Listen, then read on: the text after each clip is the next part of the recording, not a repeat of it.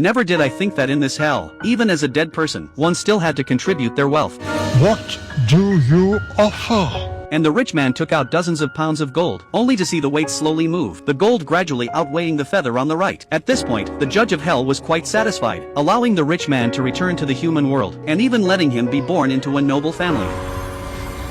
But when the old lady stepped forward, her wealth was only a ring she had worn for a lifetime with her husband. The result was obvious. The feather was far heavier than the ring. The judge of hell was greatly disappointed, and ultimately took away the old lady's entire memory, letting her vanish into nothingness. Then came the black-haired girl. She had nothing, and could only anxiously wait for her boyfriend in the human world to send something precious. At this time, her boyfriend was risking his life, finding the god he believed in, and helping the god regain his sight, in order to get some treasures from the god. But the god Horus broke his promise, because they had no treasures to give to the blonde guy. It was all a scam, just to restore his own sight as soon as possible. And when the blonde guy learned the truth, he completely broke down, because the god he had believed in since childhood was a liar who told nothing but lies. At this point, the goddess of love, who cared for the people, couldn't stand it anymore, so she summoned Anubis from hell, telling him that the blonde guy was just an ordinary person, and had no treasures to exchange for his girlfriend's afterlife. Therefore, the goddess of love decided to give Anubis her most precious possession, the bracelet she had carried for thousands of years, so that the black-haired girl could have a better afterlife. At this time, Horus begged the goddess of love not to do so. Otherwise, without the protection of the bracelet, the goddess of love would be forever tormented by the demons of hell, and fall into a death-like hell. But the goddess of love was determined, and was extremely disappointed with Horus for deceiving the blonde guy. In the end, the moment she took off the bracelet,